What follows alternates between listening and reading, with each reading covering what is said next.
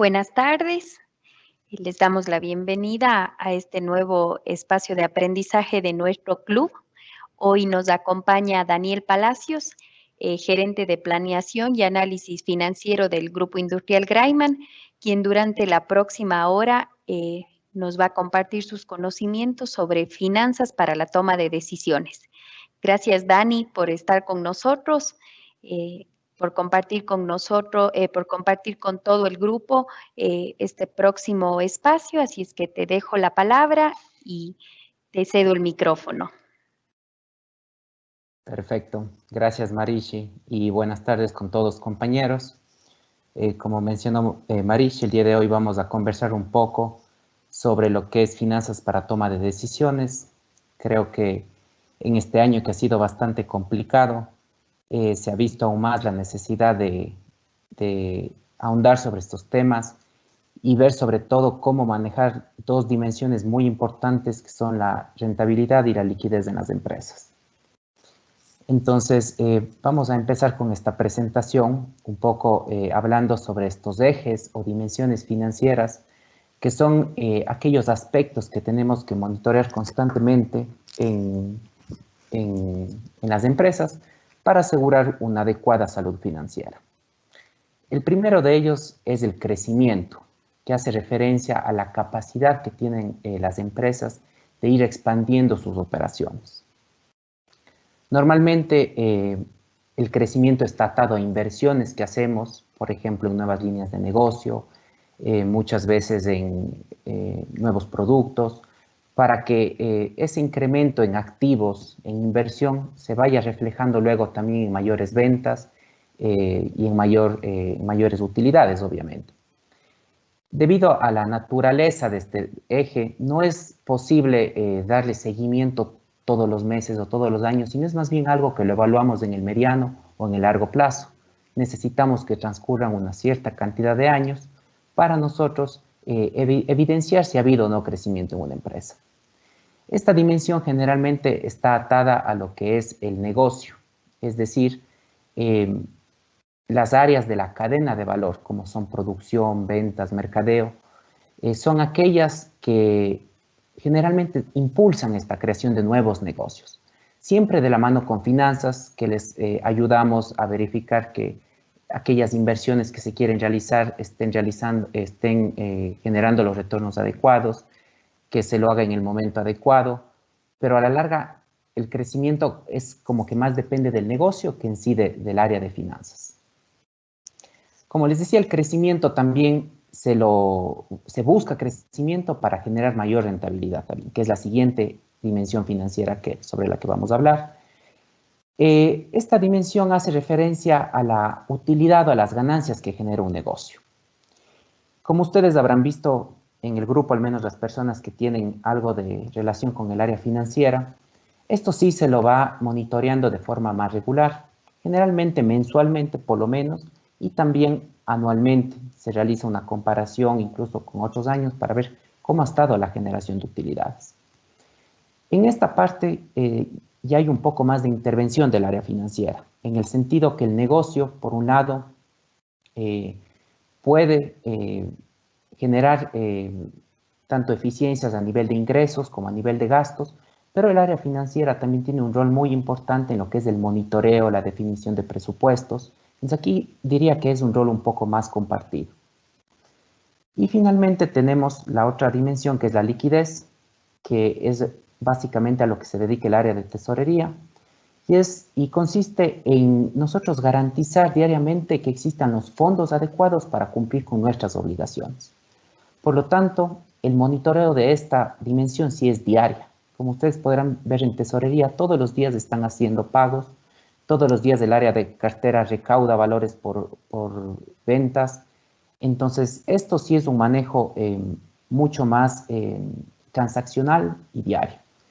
Y esto sí básicamente se concentra en el área de finanzas. Si bien las áreas de negocio pueden aportar, por ejemplo, el área de adquisiciones negociando con proveedores plazos de pago, el área comercial negociando plazos de cobro con los clientes, en sí el manejo de la tesorería, de todo lo que son excedentes de efectivo o la gestión que se tiene que hacer ante un faltante de efectivo, en este caso está más centralizado en el área financiera.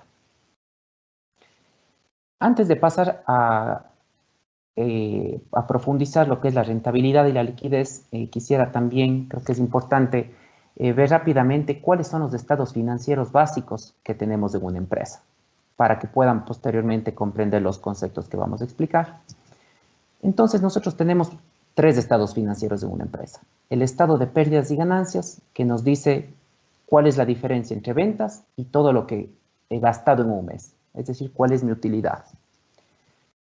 Tengo por otro lado el flujo de efectivo, que en cambio me resume los ingresos y las salidas de efectivo que se dan en un periodo determinado.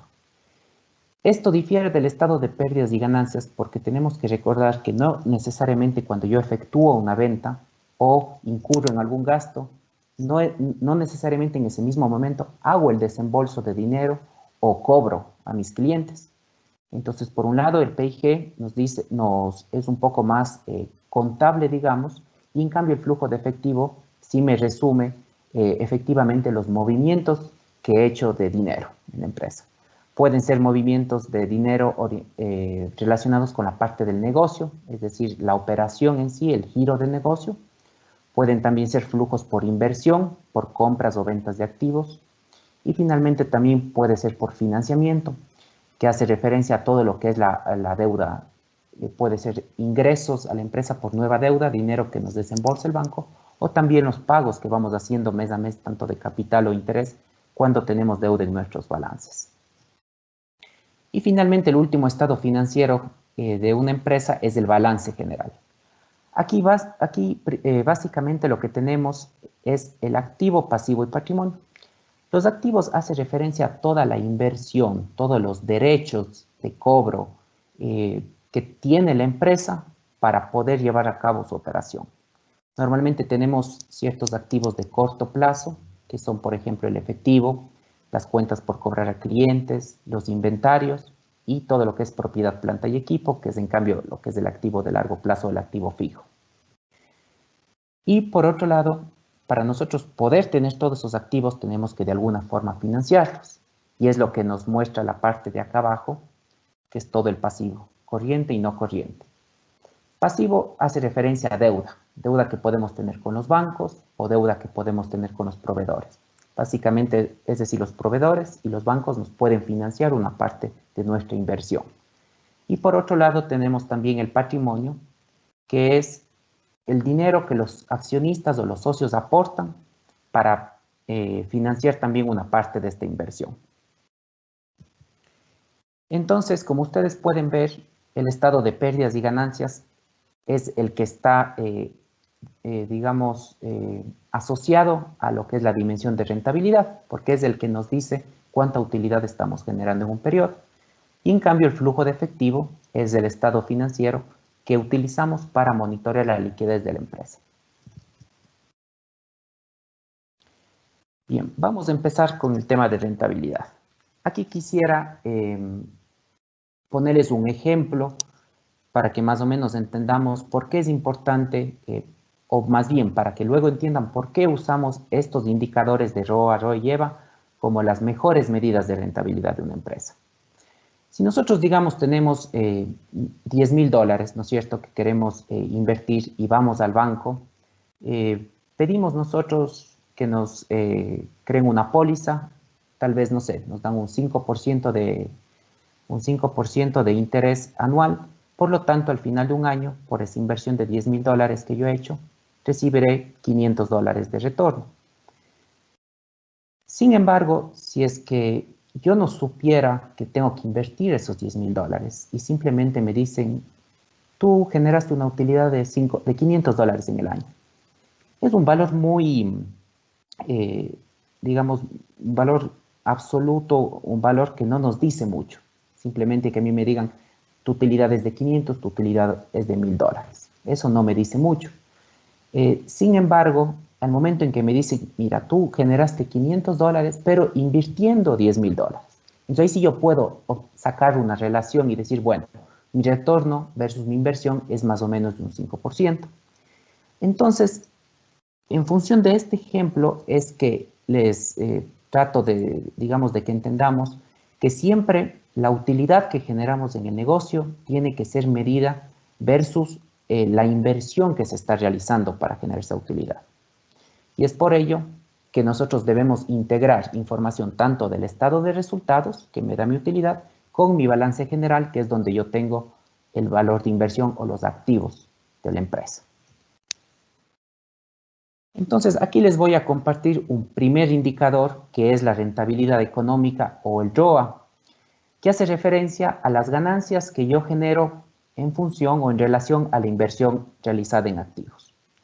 Y creo que la forma más fácil de entender es a través de un ejemplo.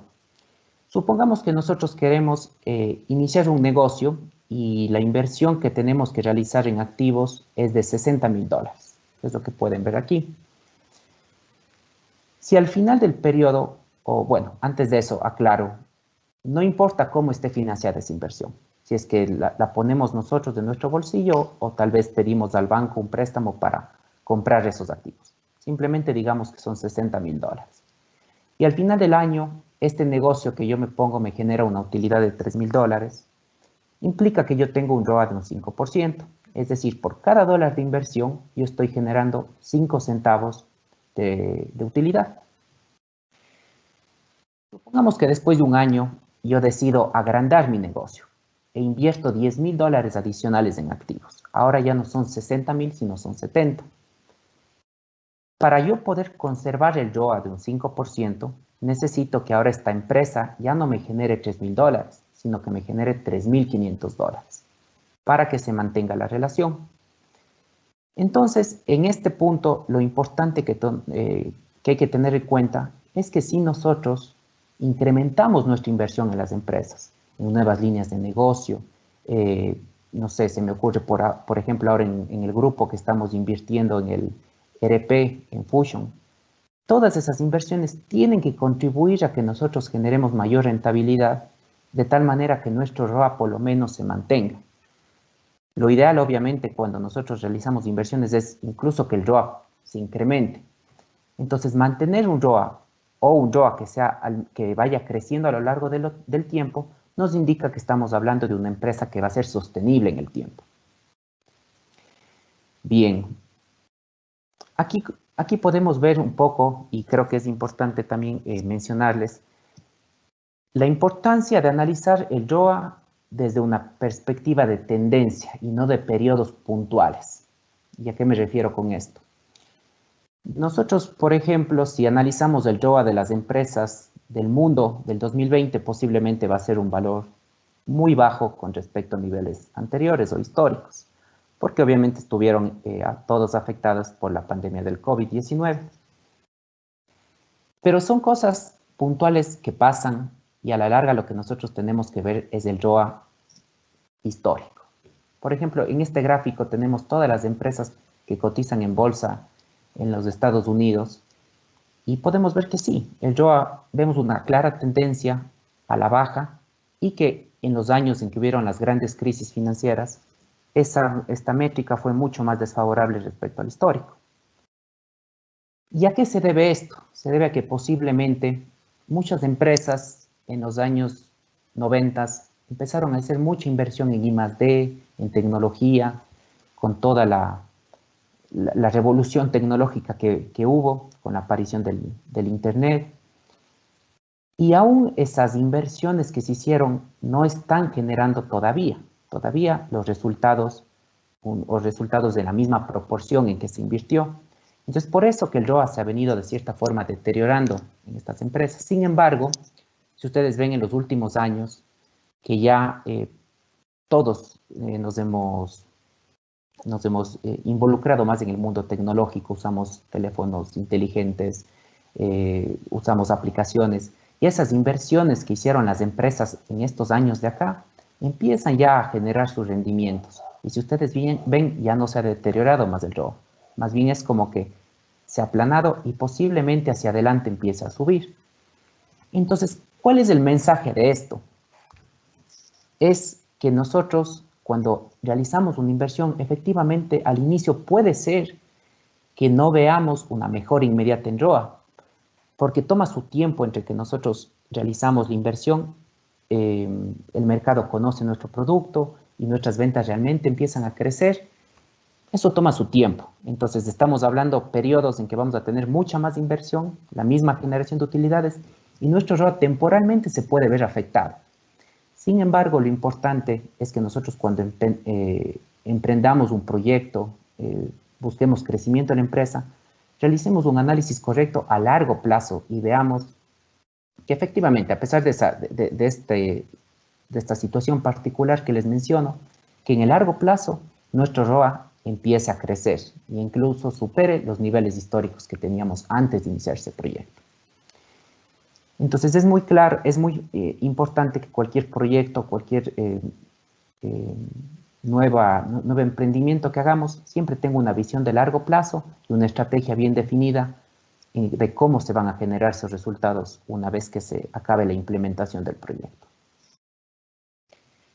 Bien. Ese es el primer indicador que quería compartir con ustedes sobre rentabilidad y hace referencia a la inversión total que tenemos en la empresa. Pero como ustedes saben, la inversión puede venir de dos partes o puede financiarse con dos actores, que puede ser prácticamente el banco o los accionistas. Y si es que nosotros somos accionistas de una empresa, lo que nos interesa ver es cuánta rentabilidad nos está generando el negocio respecto a lo que nosotros hemos invertido en este. Entonces aquí vamos a continuar con el ejemplo anterior, que si ustedes se acuerdan, cuando iniciamos el negocio que les decía, habíamos empezado con activos de $60,000. Asumamos que de esos 60,000, nosotros como accionistas pusimos $20,000 y que los otros 40,000 los financiamos con un crédito bancario. Si después de esa utilidad de $3,000 que conversábamos en el ejemplo anterior, yo cubro mis impuestos, cubro los intereses que tenía que pagar al banco y me queda disponible neto, después de haber cubierto todas mis obligaciones, me queda una utilidad neta de $2,000, implica que yo como accionista, por cada dólar que he puesto en el negocio, me está generando un ROE del 10%. Eso es el ROE, es el retorno sobre el patrimonio, sobre la inversión de los accionistas.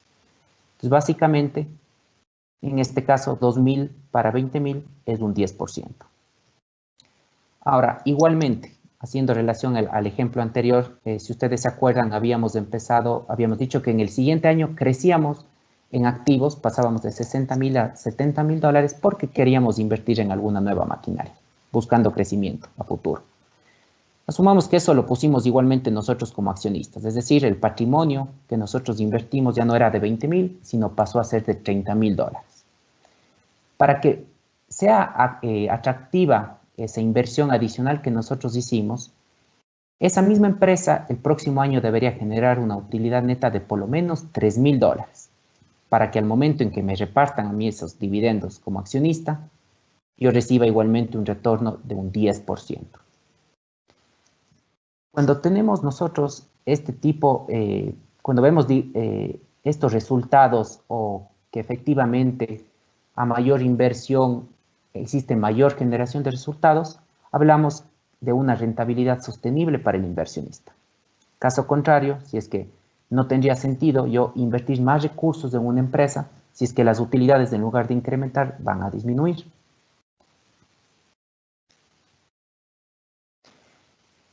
Bien, aquí lo que quiero presentarles un poco es cómo debemos analizar el ROA y el ROE y sobre todo cuando existen posibilidades de mejora, dónde tenemos que enfocarnos.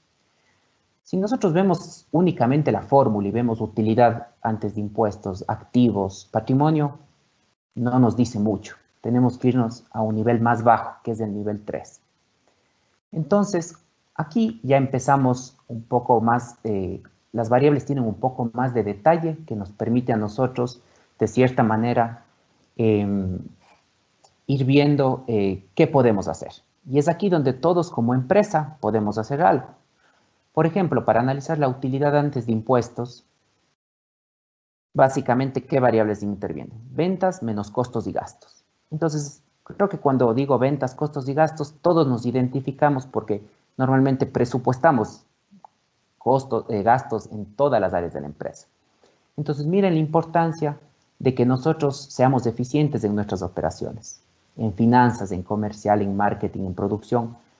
Si es que nosotros sabemos utilizar muy bien esos recursos que nos asignan anualmente, podemos nosotros contribuir a que esa utilidad de la empresa sea más alta al final del año.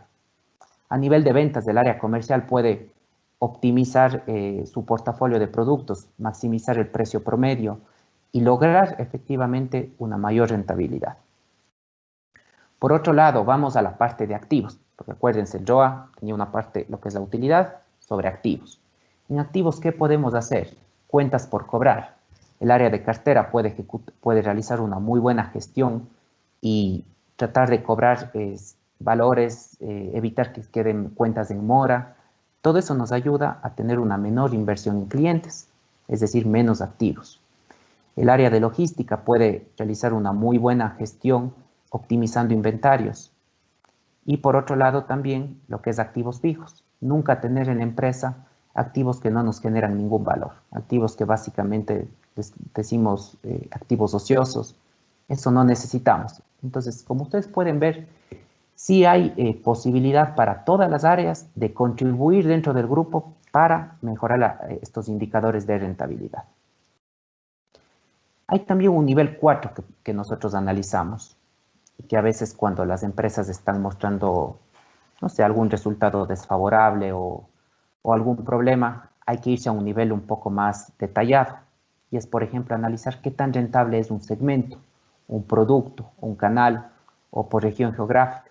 Porque a veces cuando vemos los resultados consolidados y, no sé, se me ocurre, veo el resultado de cerámica y porcelanato a nivel nacional, sí me dice que es un resultado positivo, pero tal vez cuando me meto a ver un poco más a detalle, veo que, no sé, se me ocurre que la región sierra es más rentable que la región costa. Entonces, ¿qué puedo yo hacer para que la rentabilidad de la región costa se iguale a la de la sierra, por lo menos?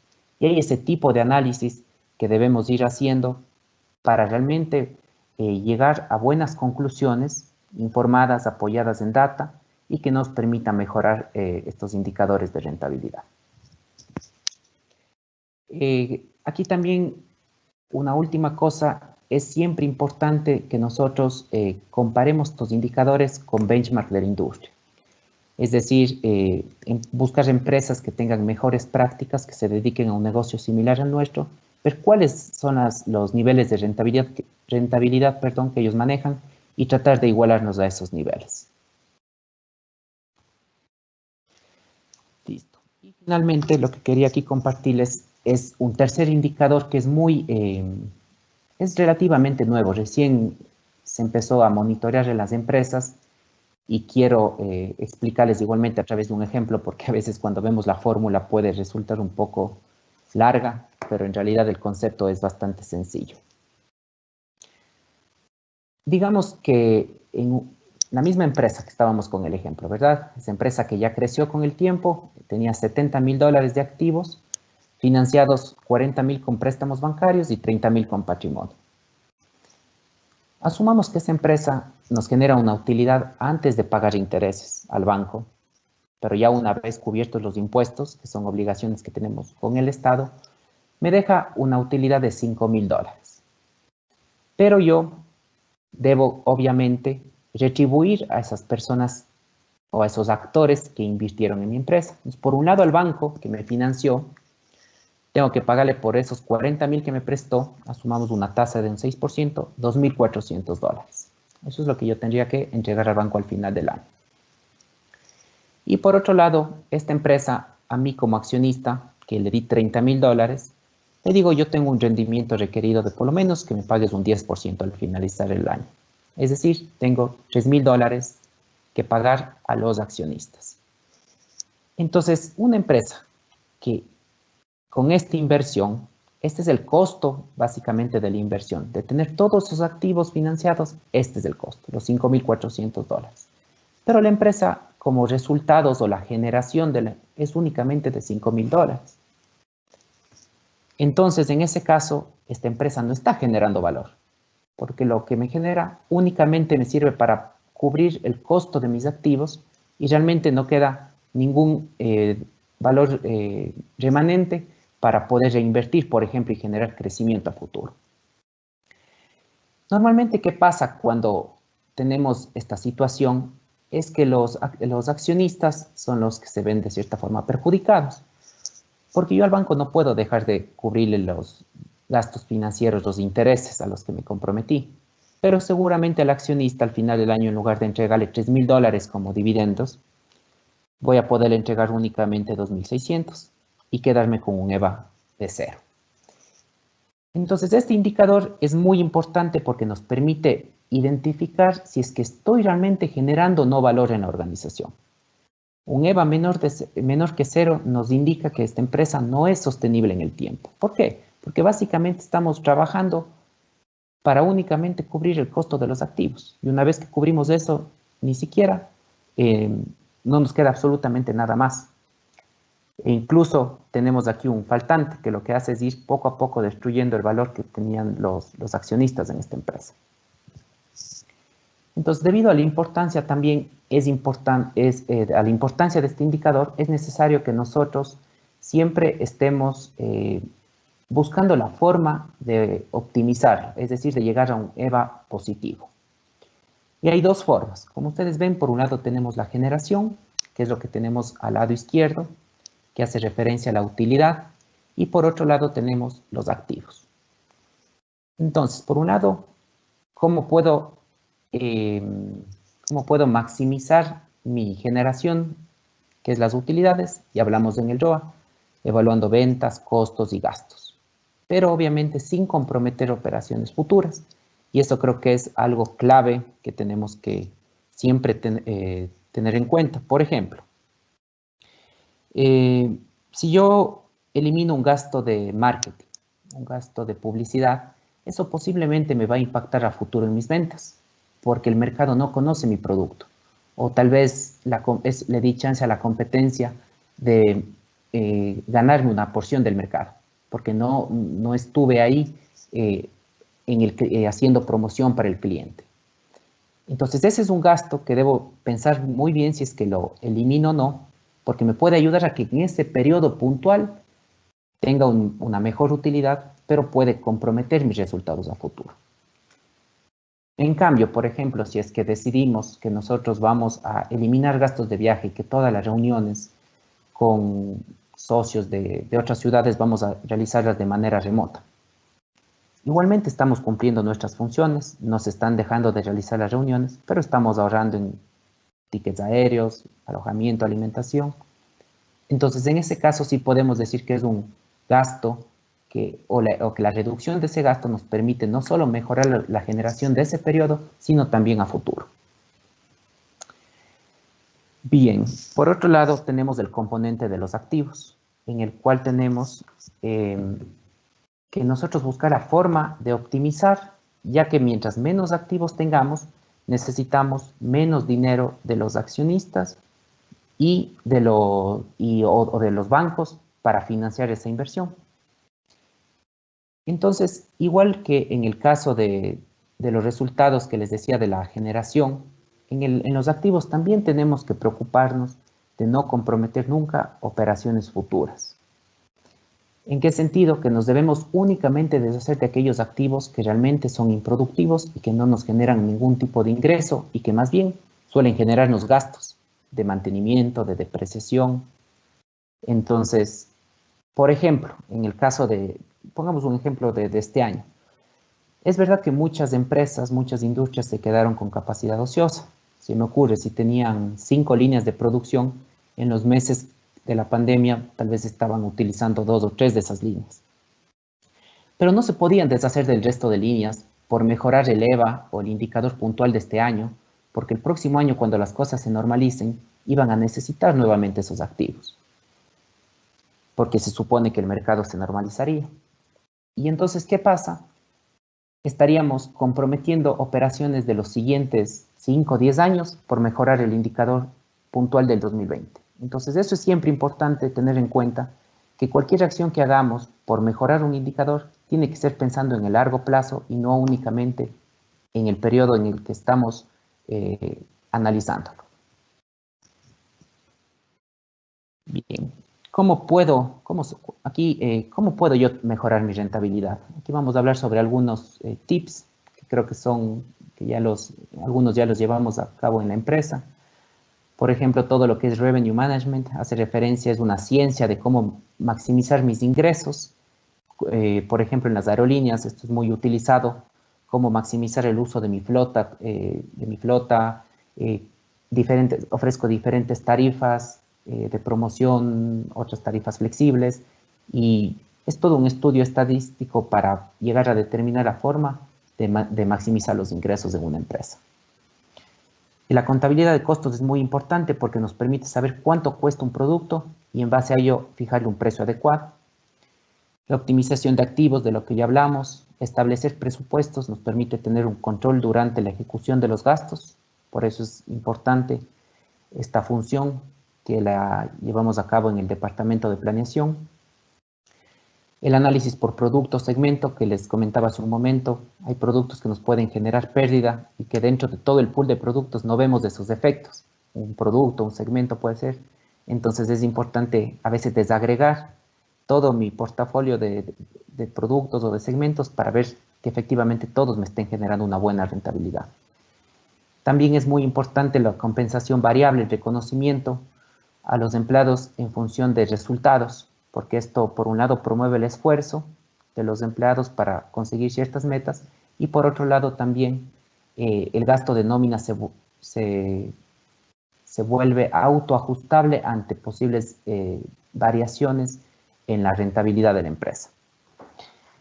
También las alianzas estratégicas, fusiones o adquisiciones son una oportunidad para generar sinergias en gastos. Aquí un claro ejemplo es la fusión que se dio entre Graiman e Hidrosa. Y, por ejemplo, antes Hidrosa tenía su departamento financiero, Graiman su departamento financiero.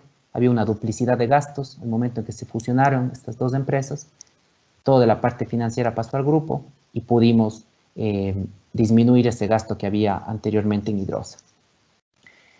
Y bueno, también la tecnología y la innovación nos permite a veces generar eficiencias que reducen gastos, tener un plan estratégico nos permite definir la rentabilidad a más largo plazo, por lo menos de unos 5 años.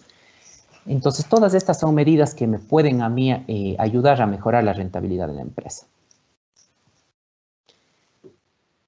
Ahora vamos a pasar a la segunda dimensión de la que quería conversar, que es la liquidez.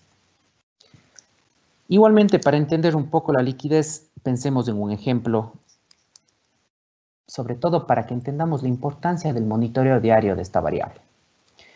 Asumamos que nosotros tenemos ingresos mensuales por $1,000, es decir, que en el año tenemos un ingreso de $12,000 y que nuestros gastos mensuales son de 500, es decir, tenemos un gasto anual de $6,000. Si resto mis 12,000 menos mis 6,000, me queda un excedente de 6,000, es decir, podríamos decir que nuestra vida es rentable, es decir, que nos está generando una utilidad. Mis ingresos son menores a mis gastos, estoy generando un excedente.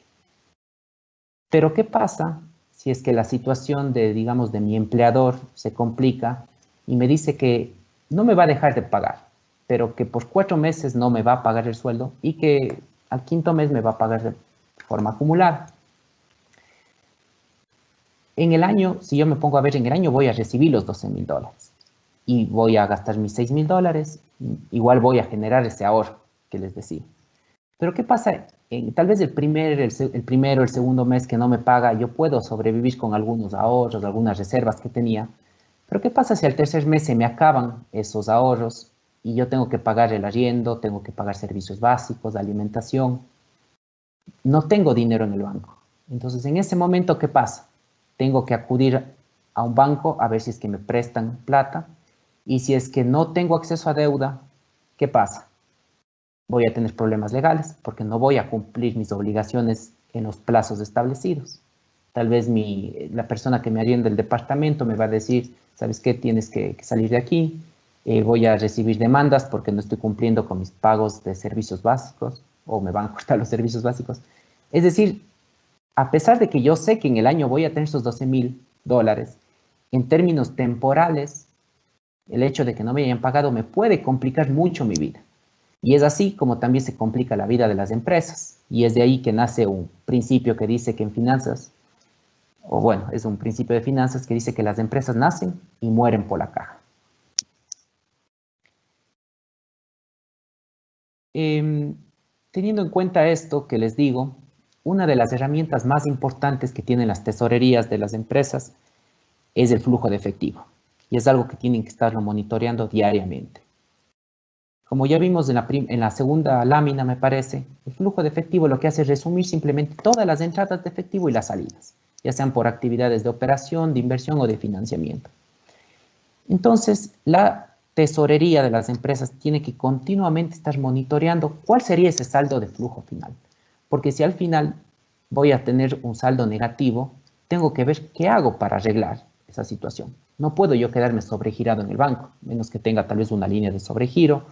Puede ser una opción, pero no es lo adecuado. Siempre mi flujo de efectivo debe ser positivo, es decir, que yo tenga dinero en mi caja, en mi cuenta bancaria, para poder hacer frente a mis obligaciones.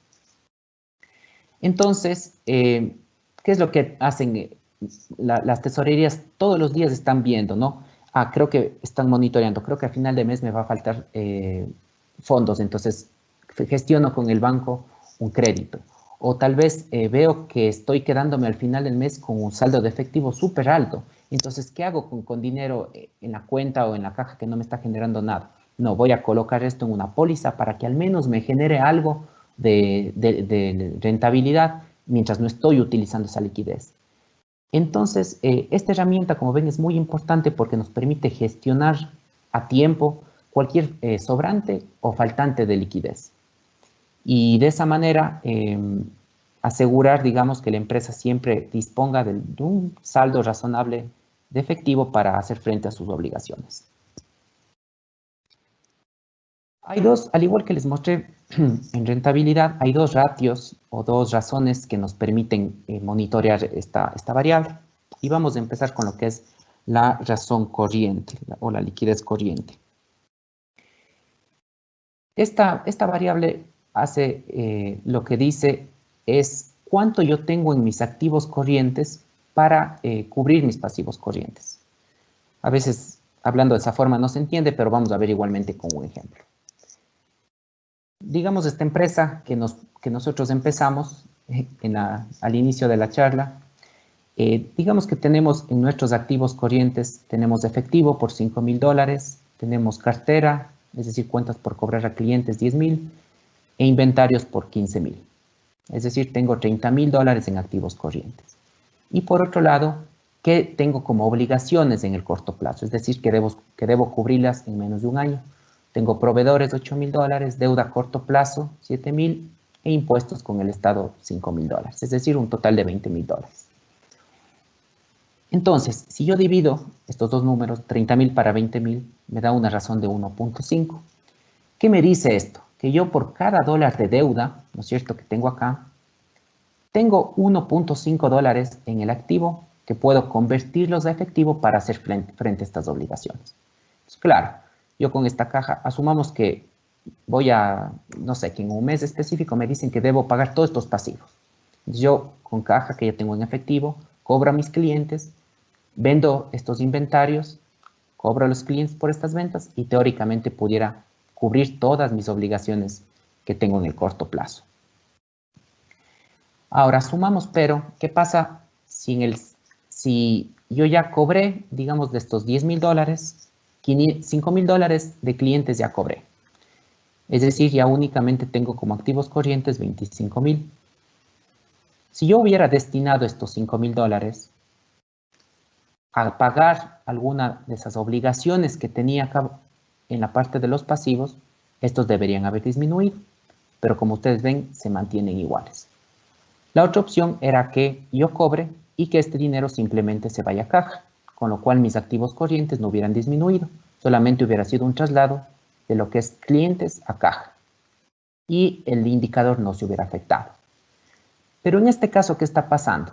Yo cobré $5,000 y digamos que destiné ese dinero para entregarlo a los accionistas como dividendos, porque les estaba debiendo desde el año anterior y utilicé esa liquidez para entregarlo a los accionistas. Entonces, como no usé esos activos corrientes para cubrir pasivos corrientes, mi indicador se deteriora. Ahora ya no es de 1,5, sino es de 1.25. Es decir, ya por cada dólar que yo tengo de deuda, únicamente dispongo de 1.25 dólares en el activo para cubrir ese valor.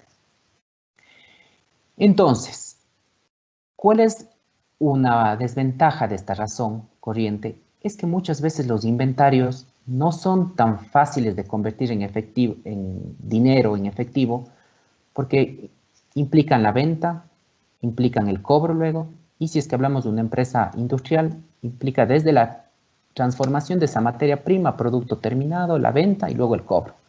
Entonces no son activos que se pueden convertir tan fácilmente en dinero o en caja.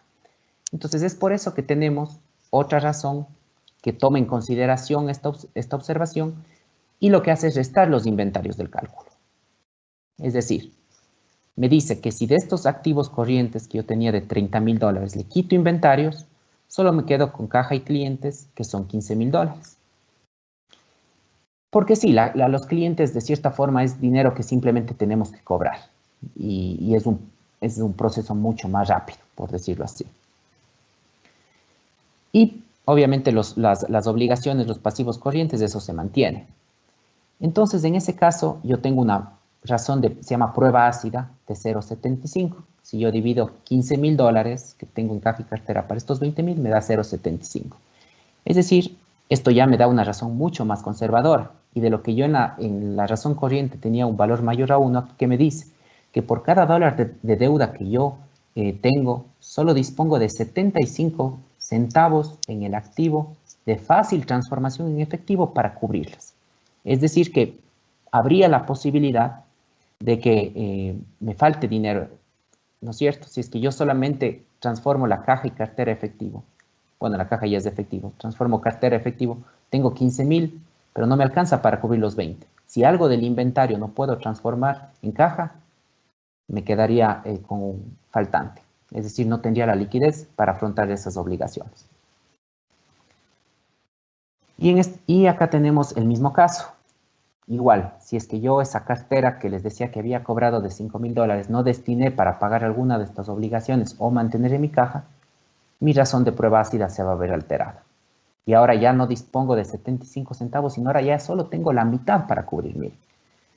Si tengo una caja y cartera de 10.000, tengo solo la mitad para cubrir los 20.000 que tengo de deudas. Entonces, es muy importante hacer un seguimiento a las empresas de estas razones, porque de cierta forma lo que nos permite es ver si es que tengo un saldo razonable en mis activos de corto plazo, de fácil transformación en efectivo, para cubrir esas obligaciones que tengo a menos de un año. Normalmente, en lo que es razón corriente, se recomienda tener un valor de entre 1.5 y 2. Es algo saludable, digamos, un buen benchmark. Porque también tener una razón corriente, una prueba ácida demasiado alta, puede implicar que estamos con saldos de caja demasiado altos, es decir, no estamos haciendo una buena gestión del disponible y tenemos activos ociosos que no están generando rentabilidad. Entonces, mejor en esos casos, ¿qué podría yo hacer con ese dinero? Si es que tengo activos demasiado altos que no están generando nada, puedo tal vez invertirlos en algún proyecto que haya tenido en mente. Entonces, por eso la razón no es bueno que sea ni muy baja ni muy alta. Razón corriente entre 1.5 y 2 y la prueba ácida alrededor del 1 son buenos indicadores de rentabilidad. Bien, perdón, indicadores de liquidez quería decir. Y finalmente aquí lo que les quería también mostrar un poco es son algunos tips de cómo puedo mejorar mi liquidez. En primer lugar tenemos lo que son plazos y mecanismos de pago, es decir, las negociaciones que hacemos con los proveedores.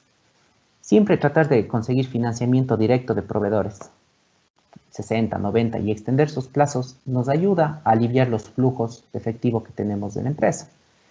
Existen también ciertos instrumentos que nos ofrecen las instituciones bancarias, como por ejemplo lo de avales.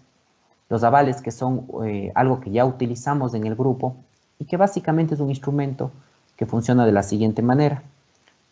El banco paga a nuestro proveedor cuando en la fecha de vencimiento de una factura y posteriormente nosotros al banco le pagamos después de 60, 80, dependiendo del plazo que negociemos, le pagamos al banco ese valor, pero más un interés, un costo financiero. La otra alternativa también es la optimización de activos fijos, como les comenté. Puedo vender activos que no estoy utilizando y eso me genera un buen flujo de liquidez, especialmente porque los activos fijos generalmente son los de mayor valor dentro de la organización, entonces me puede generar una buena caja. La optimización de inventarios es igual es como optimizar un activo, pero simplemente de corto plazo. Negociar plazos y mecanismos de cobro, en cambio a los clientes. Parte de las relaciones comerciales es justamente estos plazos de cobro, de pago, pero tenemos que siempre asegurarnos que sean razonables y que estén dentro de los estándares de la industria o del negocio en el cual nos desenvolvemos.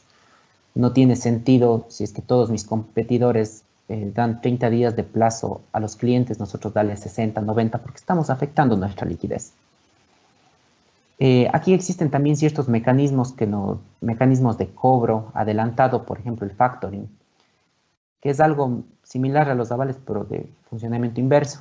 El banco a nosotros nos paga adelantado esa factura, pero con un descuento. Es decir, digamos, nosotros teníamos que cobrar de aquí a 6 meses, pero estamos un poco complicados en flujo, en liquidez, entonces lo que hacemos es anticipar el cobro. El banco nos paga hoy, pero con un valor menor. Es decir, si yo en 6 meses tenía que cobrar 100, me paga el banco solo 90.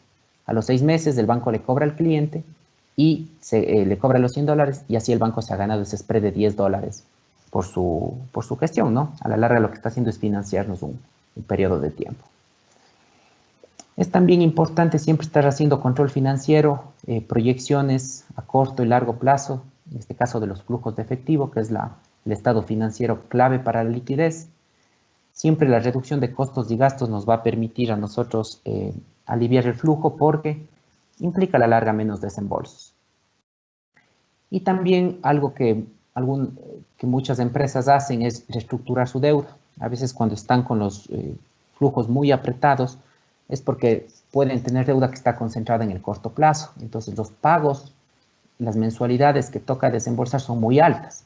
Entonces lo que se puede hacer es negociar un plazo más alto con el banco, o a veces lo que hacemos es consolidar varias deudas pequeñas que tenemos y sacar una nueva deuda con condiciones más favorables. Entonces, eso también es importante, es una buena medida y es también parte de las funciones de la tesorería de una empresa.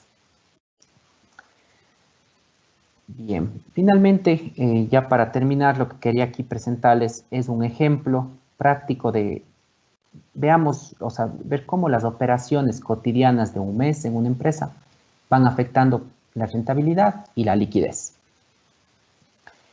Entonces, empecemos asumiendo que en este mes nosotros hemos vendido $100, ¿verdad?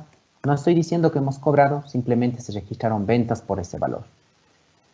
Eso me afecta a mi estado de pérdidas y ganancias, es decir, a mi rentabilidad. Por otro lado, el área de cartera logró cobrar de esos $100 70 y además cobró unos $10 que estaban pendientes de meses anteriores, de clientes que nos quedaron en mora. Entonces, los cobros efectivos son $80 para este mes.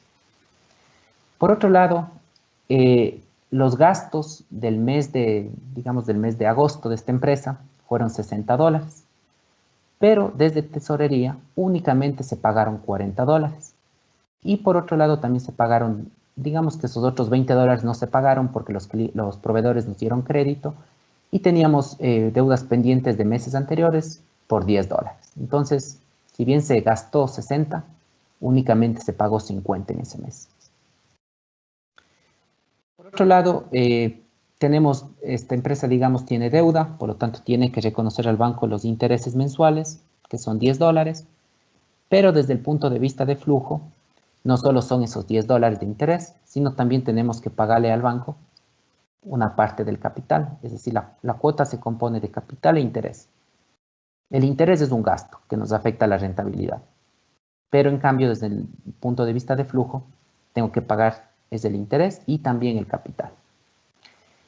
Y finalmente esta empresa realizó una inversión hace un año, el proveedor le dio crédito, pero ya tiene que pagar por esa maquinaria que compró. Le toca pagar $100. Eso, como es una inversión, no se registra contra el PIG, sino contra el balance. Es un registro de un activo fijo, propiedad, planta y equipo. Entonces, no afecta a la rentabilidad. Viendo los resultados netos entre entradas, salidas, ventas, costos y gastos, en este mes la empresa generó rentabilidad, $30, ¿verdad? Sin embargo, a nivel de flujo, tiene un faltante de $110. Entonces, la única manera para hacer frente a este valor que nos está faltando en caja, hay dos opciones. Si es que el mes de julio la empresa cerró con un buen saldo de caja, digamos que podría utilizar ese saldo inicial alto para cubrir este desfase que se generó en el mes de agosto. Pero si es que la caja y las cuentas bancarias de esa empresa estaban casi en cero, posiblemente la única forma de hacer frente a estos compromisos es adquiriendo mayor deuda o solicitando a los accionistas que capitalicen la empresa, que es decir, que hagan un aporte adicional a lo que ya tienen como patrimonio. Entonces, la parte que es importante es ver cómo, a pesar de que una empresa puede mostrar en un mes resultados favorables a nivel de PIG, puede estar complicada en el tema de liquidez. O también puede ser al contrario. Puede ser un mes en que se generó un muy buen flujo de efectivo. Y aquí les pongo un ejemplo. Digamos una empresa que vende con 30 días crédito. En el mes en que se paralizan operaciones, digamos que un mes paraliza operaciones de esa empresa, no vende nada, ¿no es cierto? Entonces, obviamente en PIG, en generación de utilidades, va a tener un valor bastante desfavorable. Sin embargo, desde el punto de vista de liquidez, como va a cobrar todos los valores de ventas del mes anterior, posiblemente sí va a tener ingresos. Entonces, en liquidez no va a estar complicado, pero sí en rentabilidad. Entonces, bueno, eso he querido un poco compartir hoy con ustedes. Estas son las dos dimensiones que monitoreamos constantemente desde el área de finanzas. En el caso de la liquidez, lo hacen desde tesorería. Es algo diario, como ustedes pueden ver. Siempre están con un alto nivel de transaccionalidad. Es una tarea de mucha responsabilidad en el sentido de que las empresas, como les dije, nacen y mueren por la caja. Entonces, si es que nos complicamos en liquidez, es cuando las empresas quiebran. Y por otro lado, lo que es rentabilidad lo manejamos desde el área de planeación. Esto no es algo de todos los días, como ustedes ven, más bien es un proceso de planificación y control. Lo hacemos una vez al año, armamos presupuestos, vemos que los niveles de rentabilidad proyectados estén acorde a lo que esperan los accionistas, los gerentes, y luego vamos controlando. Pero lo hacemos, si bien hacemos ese control de gastos diario, pero ya cuando realmente vemos resultados o analizamos si es que estamos o no siendo rentables, es por lo menos cada mes, es cuando enviamos reportes, trimestralmente, semestral, anualmente. Entonces, bueno, estas son eso es un poco las ideas que quería compartir con ustedes hoy. No sé si es que tienen alguna inquietud, alguna pregunta. Voy a ver si es que hay algo en Yammer. Hay una primera pregunta, Dani. ¿Sí? Decía de las métricas revisadas, ¿es EVA la de mayor rapidez y visibilidad de los resultados reales de los negocios a los accionistas? Sí, el EVA realmente es una medida bastante ácida y es por eso que de cierta forma es bueno monitorearla, porque cuando una empresa alcanza un EVA positivo realmente es porque está cubriendo al 100% las expectativas de accionistas y por otro lado cumpliendo con lo que es el costo del endeudamiento bancario. Aquí hay que tener en cuenta algo que muchas veces el costo del capital propio, es decir, el costo, ese rendimiento que exigen los accionistas, puede ser un poco subjetivo, porque no hay un valor que nos, digamos, muchas veces se basa en modelos teóricos y no hay muchas veces puede depender hasta del nivel de aversión al riesgo que tiene el accionista. Si es que percibe como una empresa de mucho riesgo, va a demandar un mayor rendimiento. Si es que percibe como algo de bajo riesgo, posiblemente su exigencia va a ser menor. Entonces, a veces los accionistas puede por ahí el costo de capital estar un poco elevado y de cierta forma incrementar el valor que yo debo generar para poder cubrir esa exigencia. Entonces, considerando eso, que yo tengo un EVA positivo, realmente es algo ya es algo muy favorable para la empresa porque estoy cubriendo al 100% las expectativas tanto de inversionistas como de bancos, bueno, el costo de la deuda. Buenísimo, muchas gracias. Por ahora no veo más consultas. Hay veces que se demora un poquito la plataforma. Esperemos un minutito a ver si llegan otras consultas en el chat. Uh-huh.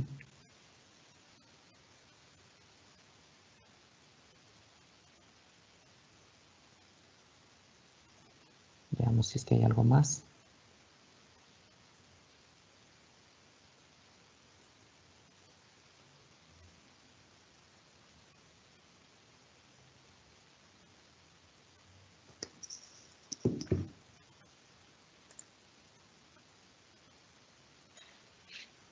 Tal vez yo tenía una consulta simple. ¿Alguna Claro. bibliografía o algo que nos puedas sugerir que sea más digerible para un humano que no estudió finanzas?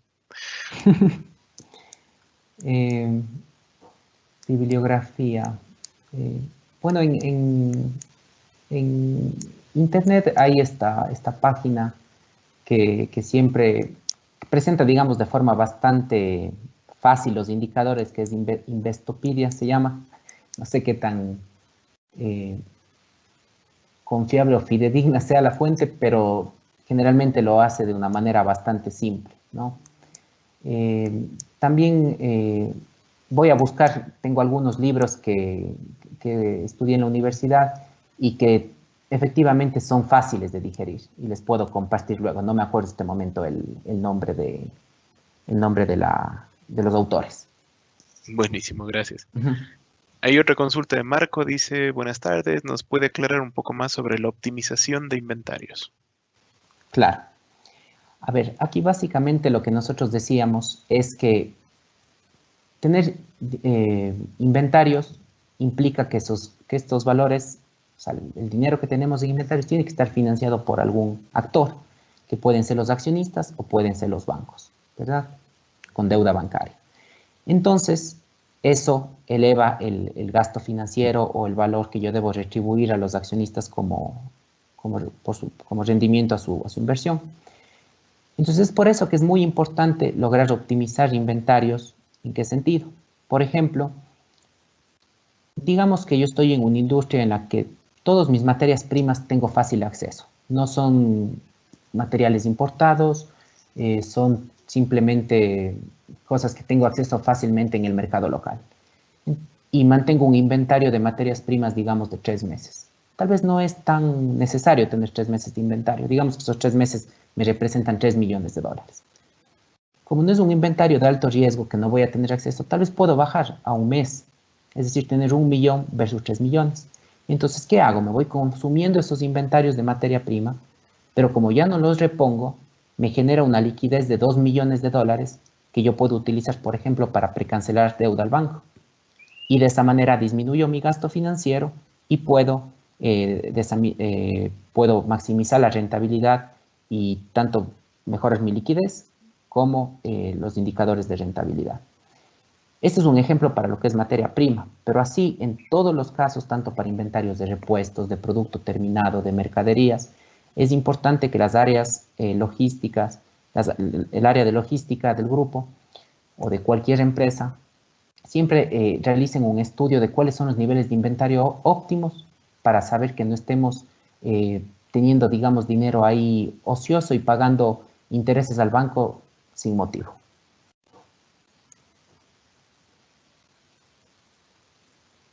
Perfecto. Vemos varias preguntas más. Veamos si alcanzamos a revisarlas. Dice Nicolás Vázquez, nos dice, el indicador REVA puede relacionarse con el TEMAR al considerarse la prima de riesgo. El TEMAR, hasta lo que entiendo, es la tasa mínima aceptada de rendimiento, ¿cierto? Ya, sí, lo que pasa es que aquí, lo que menciona Nicolás hace referencia justamente a lo que les decía, el costo del capital propio, el costo del patrimonio. Entonces, normalmente ¿qué es lo que nosotros hacemos como inversionistas? Como accionistas, o el modelo, cómo funciona más o menos, este modelo teórico que es el del KPM, que se llama. Nosotros decimos, yo por lo menos, por ese dinero que invierto, debería debería exigir la tasa libre de riesgo, ¿no? Que es generalmente la tasa de los bonos de Estados Unidos. Es súper bajita, digamos un 1 o 2%.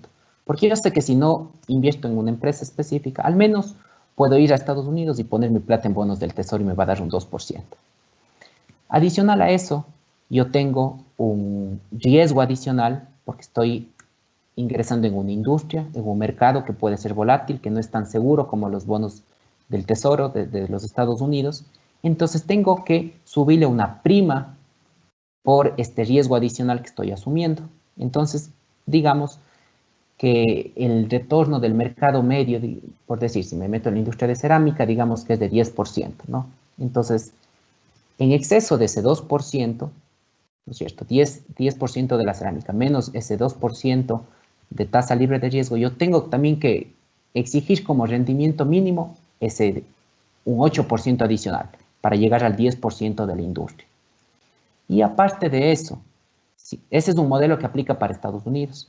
Si es que yo estoy en otro país que tiene más riesgo, como por ejemplo Ecuador, tengo que a ese valor sumarle el riesgo país.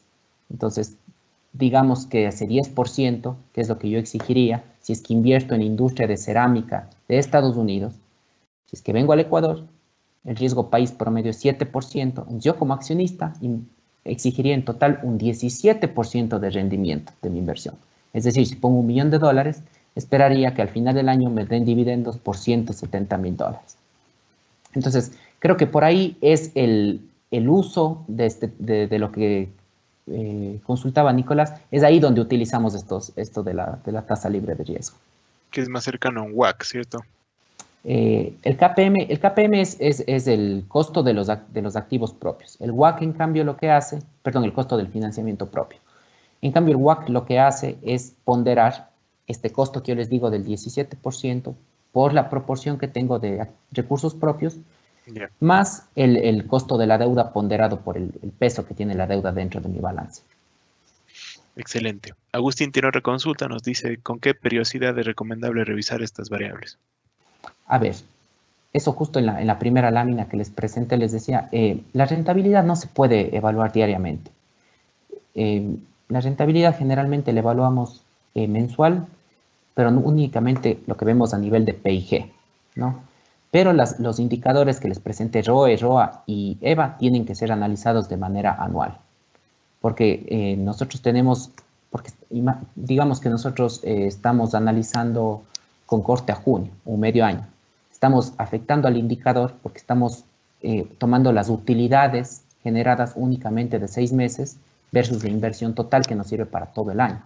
Entonces, esos indicadores tienen que ser analizados anualmente. Los indicadores de liquidez, lo que es la razón corriente y la prueba ácida, eso sí podemos irlo monitoreando mensualmente. Tampoco hay cómo hacerlo con más frecuencia porque no tenemos estados financieros quincenales o semanales. Y lo que es el flujo de efectivo, eso todos los días, porque ese estado financiero me dice cómo estoy en mi posición de caja. Y eso sí, todos los días necesito evaluar, porque todos los días necesito pagar al Estado, a mis proveedores, necesito pagar la nómina, a los bancos. Entonces, ese sí, todos los días. Buenísimo. Otra más de Santiago. Dice, el factoring y avales, ¿desde qué valores admite el banco? Uy, eso sí, no estoy seguro. Pero yo pensaría que lo que es factoring, yo no creo que haya realmente una restricción en el valor. A veces lo que sí pasa es que cuando son valores muy bajitos, a veces la tasa es menos favorable. Entonces, tanto para avales como factoring puede ser ese el inconveniente. Pero en temas de valor en dólares no creo que haya una restricción de montos mínimos. Con todo eso tendría que confirmar con tesorería que maneja la parte de avales para ver si es que existe alguna restricción. En nuestro caso, como somos un grupo que hace pagos grandes, digamos por varios cientos de miles de dólares, no hemos tenido restricción. Esa quedaría debiéndoles esa respuesta. Pero. Una de Gustavo Reyes nos dice cómo se relaciona la liquidez y sus respectivos indicadores prueba ácida, WACC, ciclo de conversión de efectivo, con el nivel de inventarios de la compañía. Ya. Justamente es a través, por ejemplo, en la prueba ácida ustedes ven lo que nos dice es cuánto tenemos nosotros en activos corrientes para cubrir nuestras obligaciones que tenemos a un plazo menor a un año. Pues justamente uno de esos activos corrientes es el inventario. ¿Qué tan fácil sea transformar ese inventario a efectivo? Ya depende de la industria, de la empresa, pero esa es la relación. Es porque los inventarios son activos que nosotros teóricamente podemos convertirlos a efectivo para cubrir cualquier obligación que tenemos en el corto plazo. Y claro, como les decía, a veces es la variable del activo corriente de más difícil transformación y por eso la prueba ácida lo que hace es quitar esa parte del indicador y calcular únicamente lo que es efectivo y clientes, que es lo de más fácil transformación al efectivo. Buenísimo. Una de Henry nos dice, hola Daniel, excelente charla. En la gestión de clientes, cuando existen saldos a favor del cliente que no se regulan y se van acumulando, ¿cómo afectan esos valores? Saldos a favor del cliente que no se regula.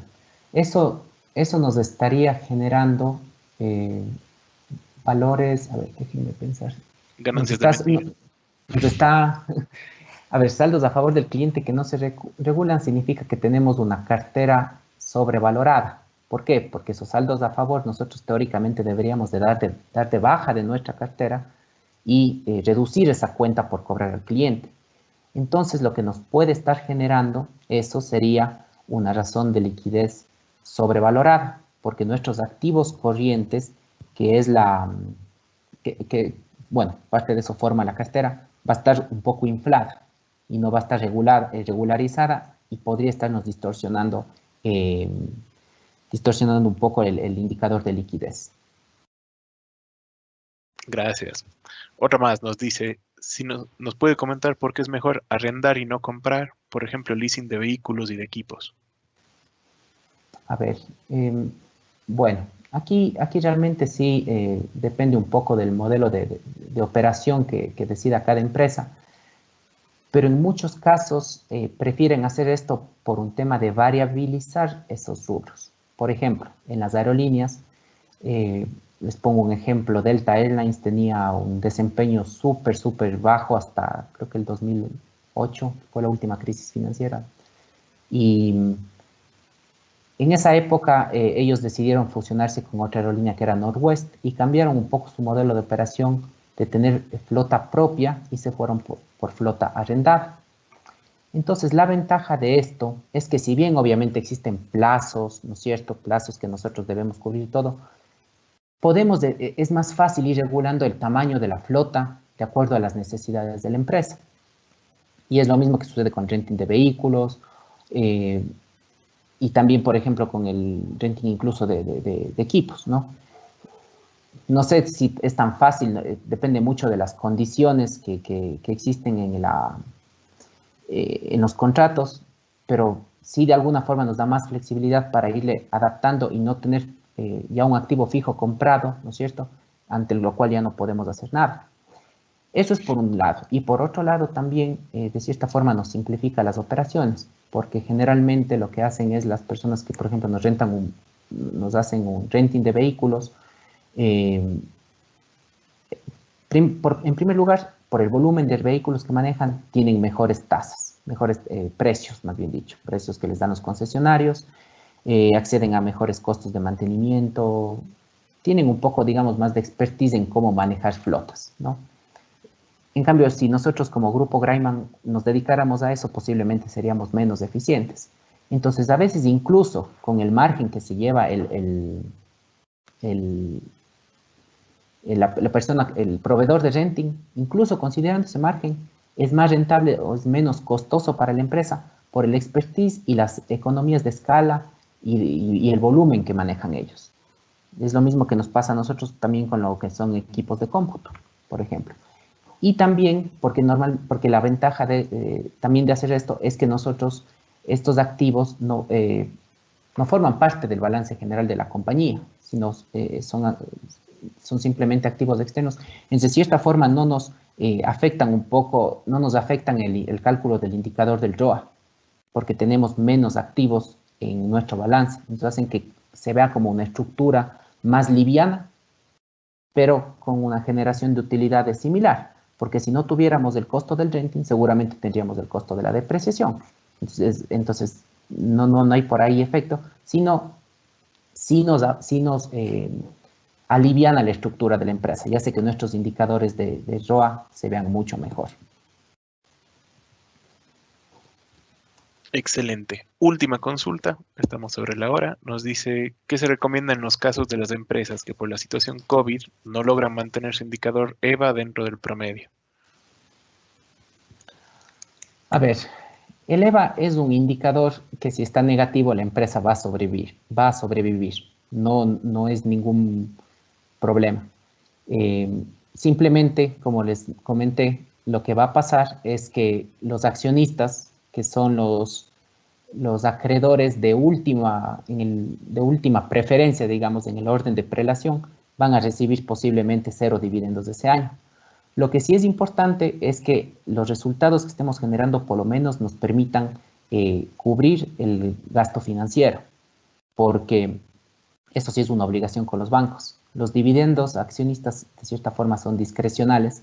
Entonces sí, cuando estamos con un EVA negativo, un EVA por debajo, los que sufren son los accionistas, pero la empresa no va a quebrar por eso. De hecho, hay muchas empresas que siempre tienen su EVA negativo ya 5, 6, 10 años, tal vez nunca lo han tenido positivo, y lo que pasa es que esas empresas pueden operar, están líquidas, generan rentabilidad, simplemente no la suficiente como la esperarían los accionistas.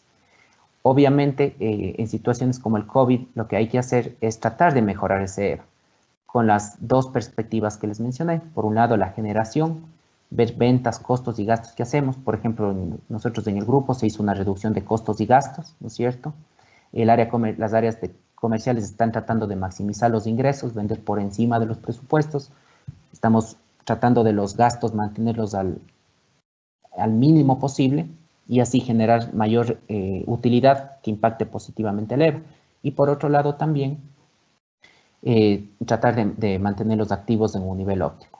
Creo que en épocas difíciles es cuando debemos nosotros más ver qué es lo que está pasando en mi planta. Por ejemplo, tengo activos que realmente estoy utilizando, ver cómo puedo tal vez reducir mis niveles de inventario, un poco tal vez restringir lo que son plazos a clientes para que la cartera no esté tan alta. Esas son algunas medidas que debemos tomar en cuenta. Pero bueno, lo importante es que un EVA negativo no significa que la empresa va a quebrar. Excelente. Bueno, creo que no tenemos más consultas. Igual si es que siguen llegando en Yammer, te invito, Daniel, a que la respondas directamente ahí. Si puedes colocar algunos comentarios igual en las consultas que ya te hicieron, te agradezco muchísimo. Perfecto, seguro. Más bien gracias a ustedes por la atención y por la invitación a este club, que me parece una muy buena iniciativa. Excelente, muchas gracias, Dani. Nos vemos la próxima semana y gracias por su tiempo. Que estén muy bien. Nos vemos. Chao. Gracias, Dani. Chao. Gracias a ustedes. Chao.